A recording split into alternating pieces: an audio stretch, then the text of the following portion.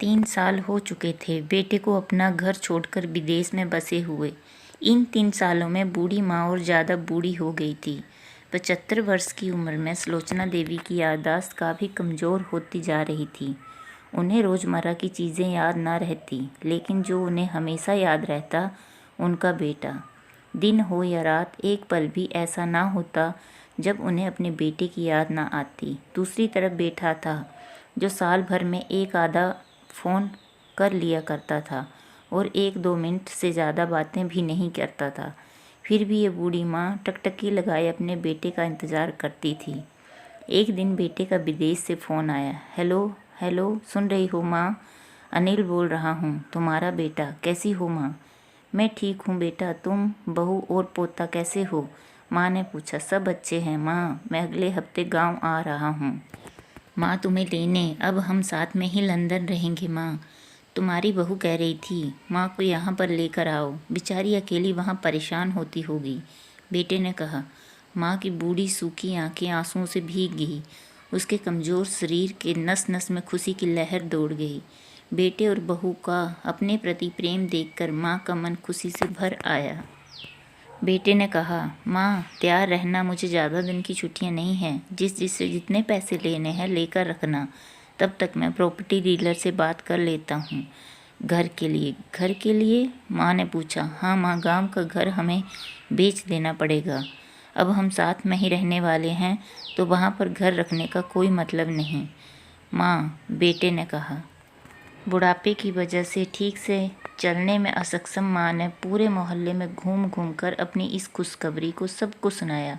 सभी को खुशी हुई। सभी को लगा माँ जी के आखिरी दिन अपने परिवार के साथ खुशी से बीतेंगे। घर वापस आकर माँ ने अपने कमरे के कोने कोने को ऐसे देखा जैसे वह अपने दूसरे बेटे को देख रही हो। देखे भी क्यों ना, उस घर को अपने बेटे से कम थोड़ी समझा था। अपने पति के साथ 40 साल यहीं बिताए थे, लेकिन अब मजबूर थी। बुढ़ापे में आखिरी साल वह अपने बेटे और बहू के साथ रहना चाहती थी। दिल पर पत्थर रखकर घर बेचने के लिए माँ तैयार हो गई। आनन फानन में बेटे ने घर को आधे दामों पर बेच दिया। माँ ने ज़्यादा नहीं, लेकिन जिन जिन चीज़ों से दिल लगा था उन चीज़ों को समेटा और बेटे के साथ टैक्सी में बैठकर एयरपोर्ट के लिए चली गई।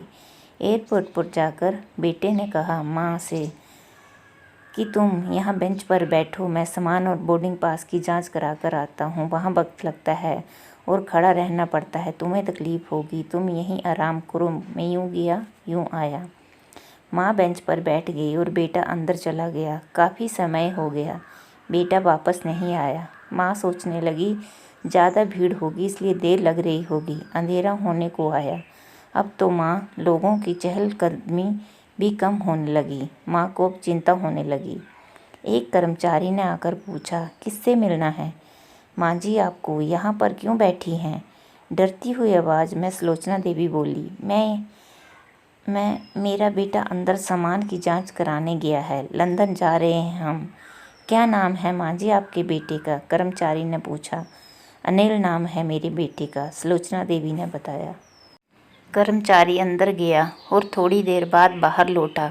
उसने सुलोचना देवी से कहा, माँ जी, लंदन जाने वाली फ़्लाइट तो दोपहर में ही जा चुकी है और आपका बेटा भी उसी फ़्लाइट में बैठकर लंदन जा चुका है। अब आपके पास यहाँ बैठने का कोई मतलब नहीं है, आप भी अपने घर चली जाइए। क्या जा चुका है और मैं घर जाऊँ?